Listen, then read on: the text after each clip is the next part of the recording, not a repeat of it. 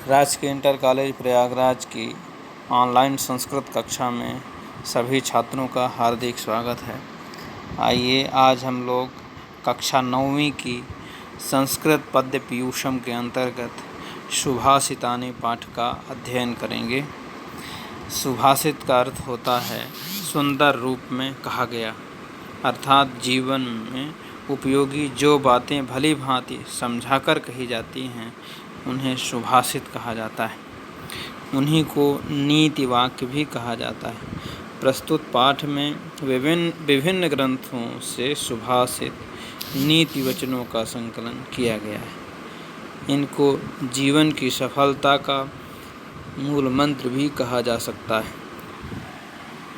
क्योंकि ये जीवन को सार्थक बनाने के उपायों पर प्रकाश डालते हैं। जीवन की व्यावहारिकता, उसकी सही दिशा और समय का उचित निर्देश भी इन सुभाषितों से किया जाता है।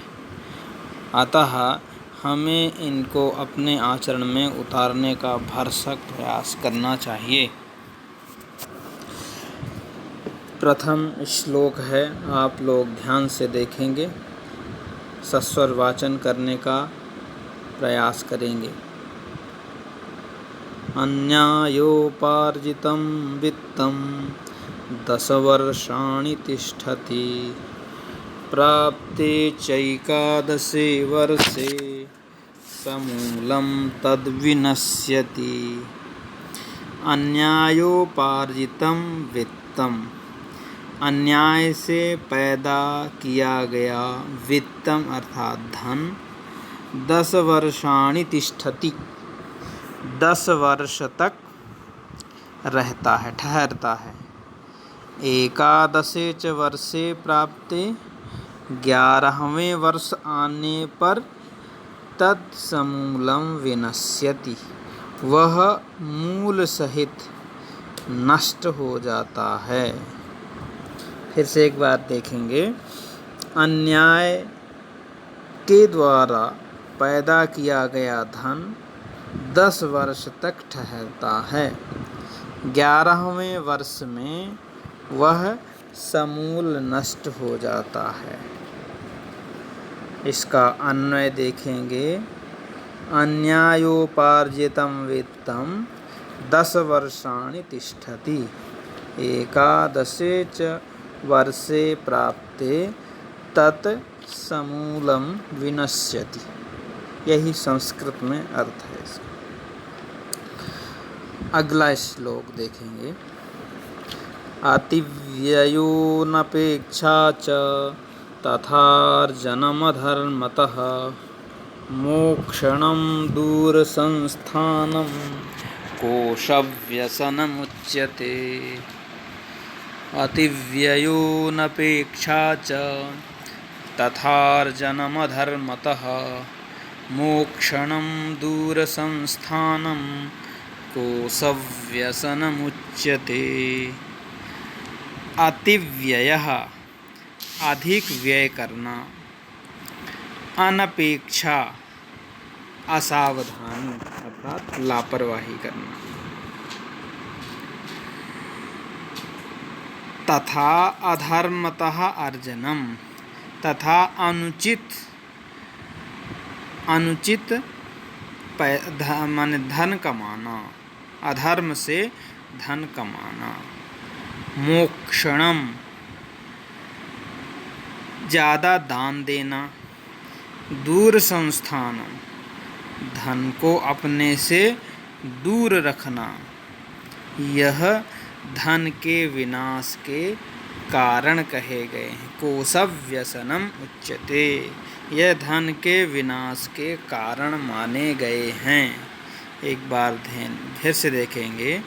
अधिक व्यय करना, असावधानी रखना, अधर्म से धन पैदा करना, ज़्यादा दान करना, यह सभी धन नष्ट होने के कारण कहे गए हैं। अतिव्यय अधिक व्यय करना, उपेक्षा करना, असावधान रहना तथा अधर्म से धन कमाना, अधिक दान देना, अपने से दूर रखना, यह धन नष्ट होने के कारण माने गए हैं। अगला श्लोक देखेंगे। नालसाः प्राप्नुवन्त्यर्थान् न शठाः न च मायिनः न च लोकापवाद्भीताः न च शश्वत्प्रतीक्षिणः। न अलसाः न शठाः, जो आलसी करते हैं, आलस्य करने वाले, तथा शठाः कुटिल लोग, मायिनः मायावी, तथा लोकापवाद भीताः लोक निंदा से डरे हुए लोग, और हमेशा प्रतीक्षा करने वाले लोग धन को प्राप्त नहीं करते। फिर से एक बार देखें। आलस्य करने वाले,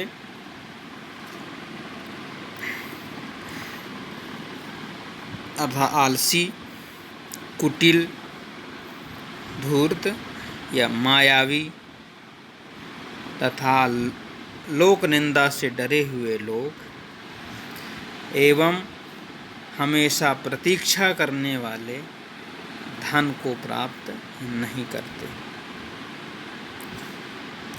इसका अन्वय देखेंगे या संस्कृत में अर्थ। न अलसाः न शठाः न च मायिनः न च लोकापवादभीताः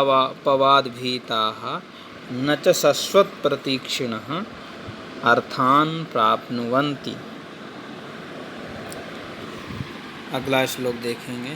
वरं दारिद्र्यमन्याय प्रभवाद् विभवादिह कृशताभिमता देहे पीनता न तु शोभतः। इह अन्याय प्रभवात् विभवात्, यहाँ पर इस संसार में अन्यायात् प्रभवात्, अन्याय से उत्पन्न हुए धन की अपेक्षा, विभवात् माने धन से की अपेक्षा, दारिद्र्यम वरम, गरीब होना श्रेष्ठ माना जाता है। जैसे कि देहे कृशताभिमता, शरीर में मोटापे के अपेक्षा मोटापा हो जाए, उससे अच्छा दुबलापन ही ठीक रहता है। फिर से एक बार देखेंगे। अन्याय से प्राप्त किए गए धन की अपेक्षा गरीबी श्रेष्ठ मानी जाती है। जैसे कि सूजन से हुए मोटापे के अपेक्षा शरीर में दुबलापन ही ठीक होता है। अगला श्लोक देखेंगे। नहीं, इसका पहले वो अन्वय देखें। इह अन्याय प्रभवात् विभवात् दारिद्र्यम वरम देहे कृशता अभिमत न तु शोभतः पीनता। अगला श्लोक।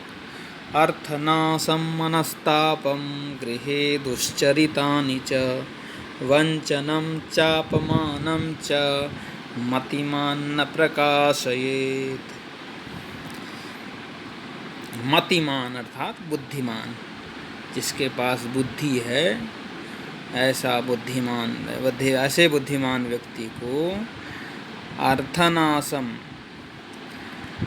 धन में यदि पैसा नष्ट हो जाए, मनस्तापम, मन के दुख को, गृहे दुश्चरितानि, घर के बुरे आचरणों को, वंचनम, धोखा खाने के बारे में, अपमान के बारे में दूसरे को नहीं बताना चाहिए।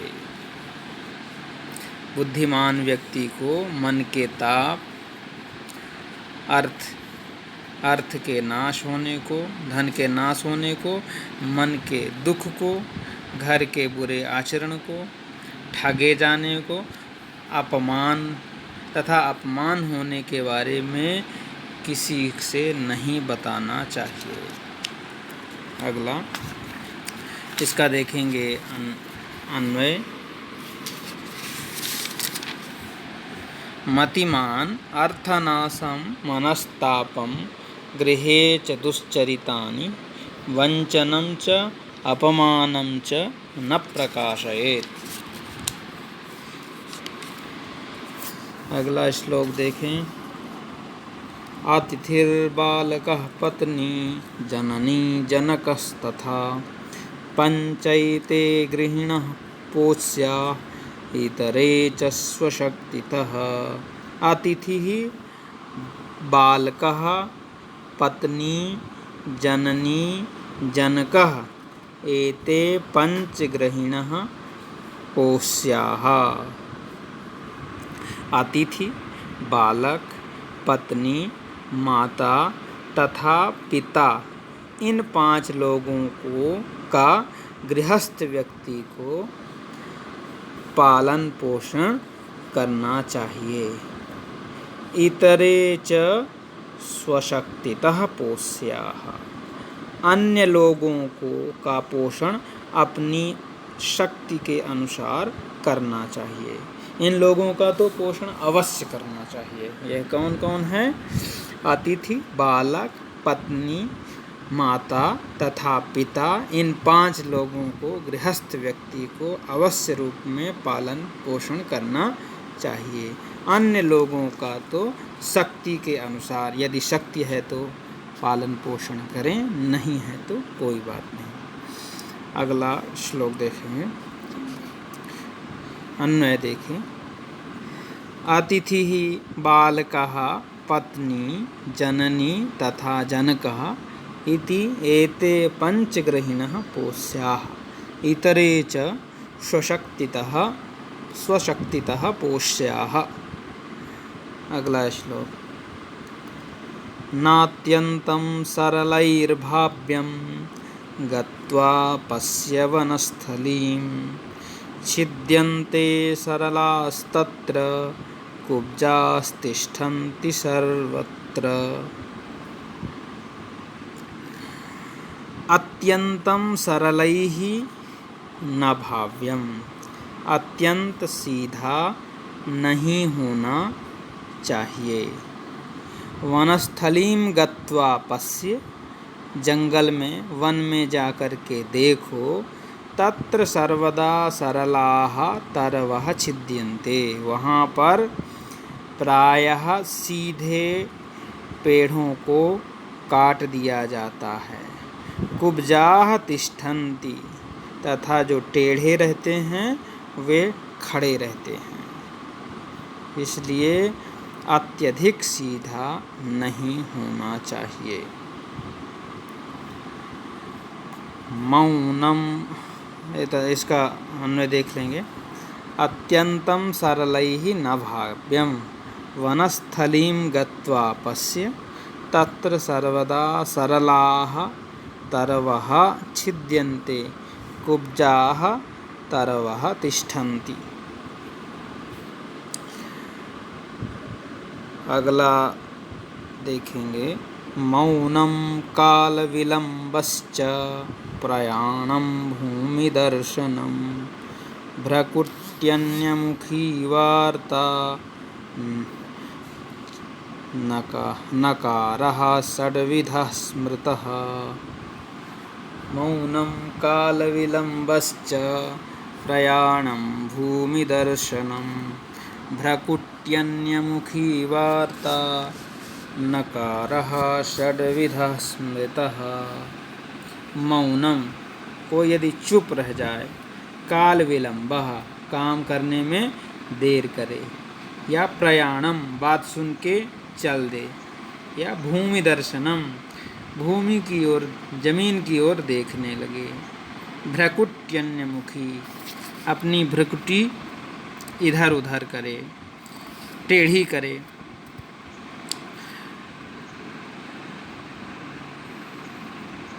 अन्यमुखी वार्ता तथा दूसरे से बात करने लगे। ये मना करने के 6 लक्षण हैं। मौन हो जाना, काम करने में देर करना, चल देना, जमीन की ओर देखने लगना, भ्रुकुटी दूसरे तरफ करना, दूसरे से बात करने लगना, यह मना करने के 6 लक्षण हैं। अन्वय देखेंगे। मौनम काल विलंबः, प्रयाणम भूमिदर्शनम, भ्रुकुटी अन्यमुखी वार्ता चेति षड्विधः नकारः स्मृतः।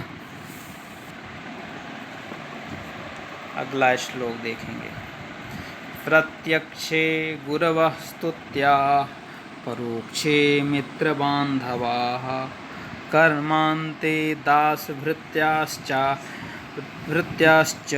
पुत्राः नैव च। गुरुवः प्रत्यक्षे, गुरु की प्रशंसा प्रत्यक्ष करनी चाहिए। परोक्षे मित्रबान्धवाः, परोक्ष में उसके अज्ञानता में, न जानने में अपने मित्र और भाई की प्रशंसा करनी चाहिए। कर्मांते दासभृत्याश्च, काम करने वाले लोगों की प्रशंसा काम के बाद करनी चाहिए। पुत्राः नैव च, पुत्र की प्रशंसा नहीं करना चाहिए।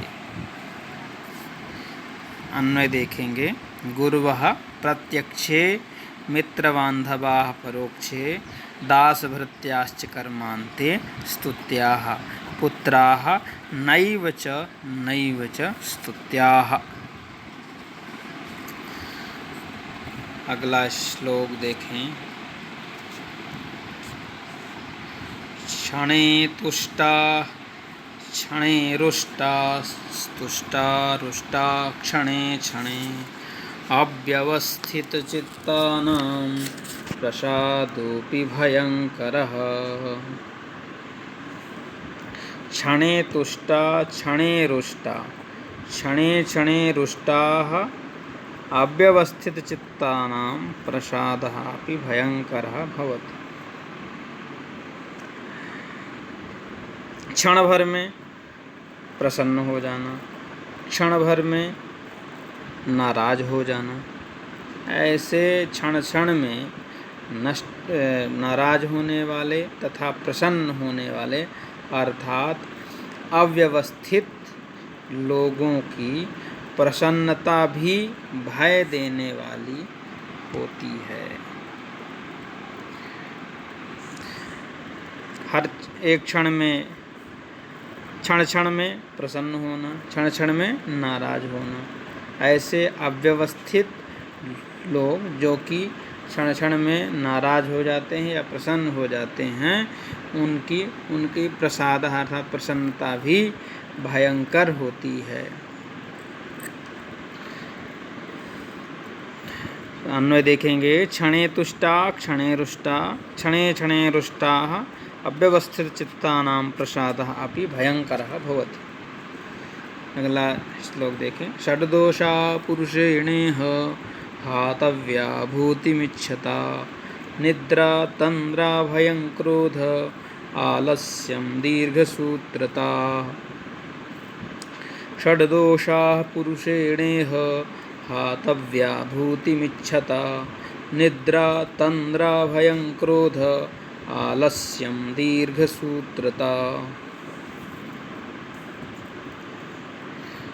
इह भूतिम इच्छता, यहाँ पर कल्याण चाहने वाले व्यक्ति को, पुरुष को षड्दोषाः, निद्रा तन्द्रा भयं क्रोध, आलस्यं दीर्घसूत्रता षड्दोषाः हातव्या।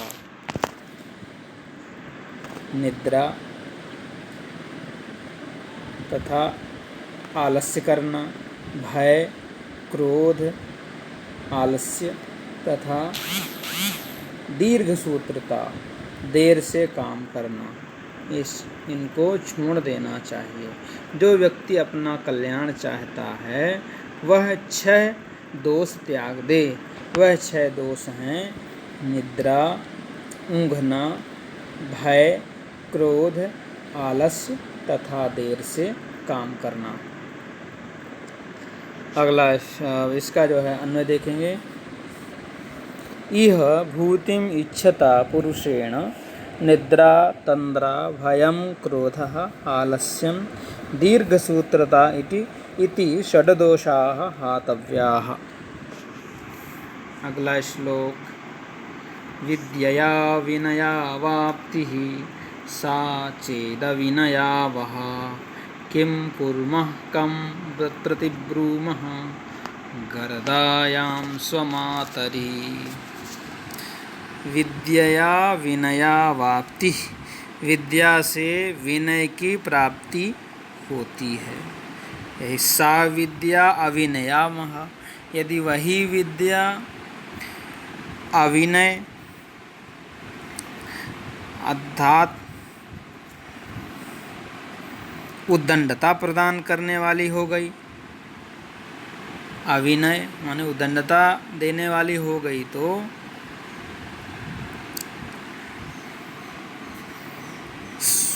स्वमातरी गर्दायाम किम कुर्मः कम प्रतिब्रूमः। तो ऐसे अपने पुत्र को ही जहर देने वाली, गर्दा, गर माने जहर, दा माने देने वाली, जहर देने वाली वह विद्या माँ के समान होती है। तो हम किम कुर्मः, क्या करें, कम प्रतिब्रूमः, किससे कहें। इसका अन्वय देखेंगे। विद्यया विनयः अवाप्तिः स्यात्, सा विद्या अविनयावहा चेत् स्वमातरि गर्दायां किं कुर्मः कं प्रतिब्रूमः।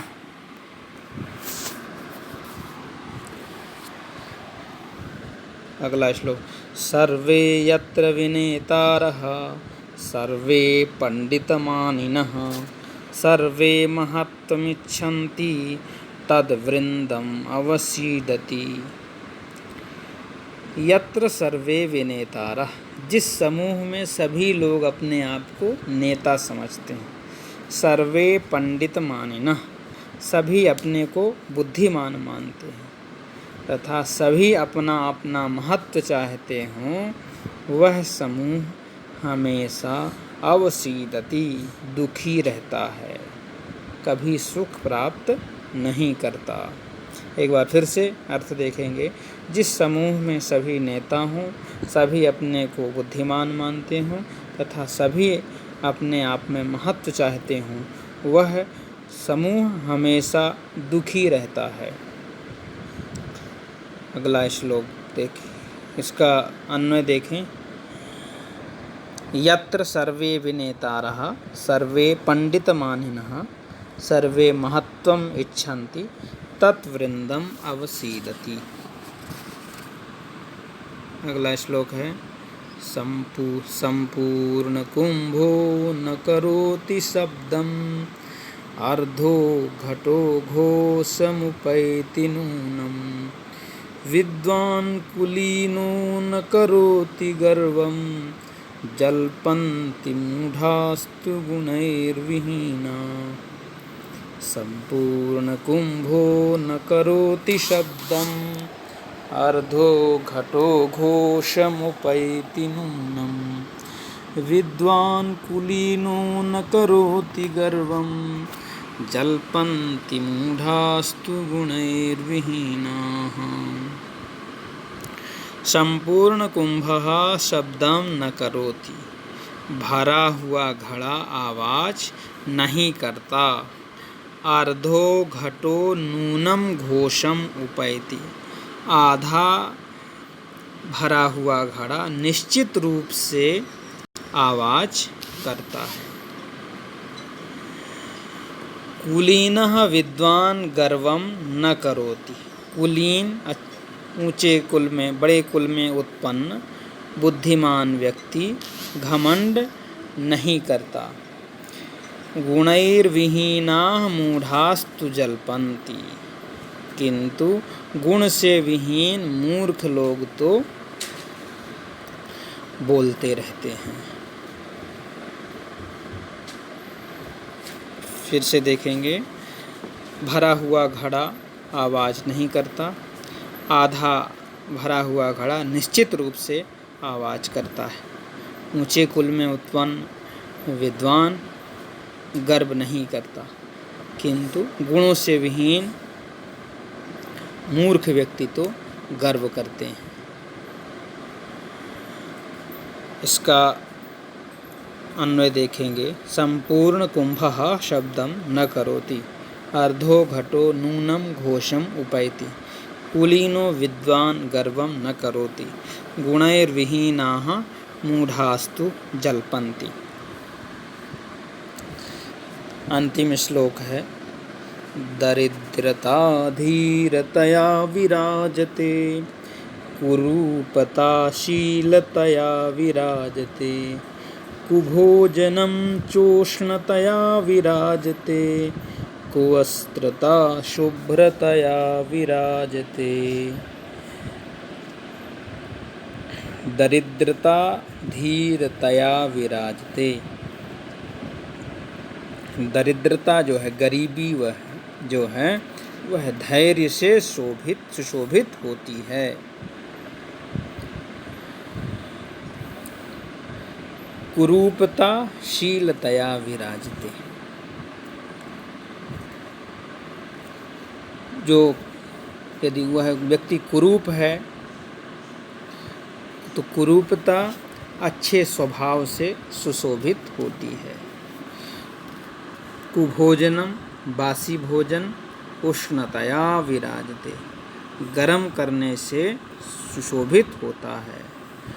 कुवस्त्रता गंदे वस्त्र शुभ्रतया विराजते, स्वच्छता से सुशोभित होते हैं।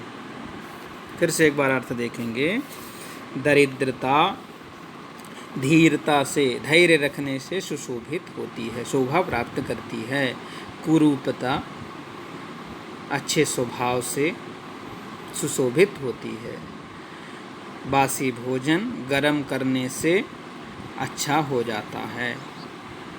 कुवस्त्रता शुभ्रतया विराजते, वस्त्रों की कुरूपता, गंदे वस्त्र स्वच्छ करने से सुशोभित होते हैं।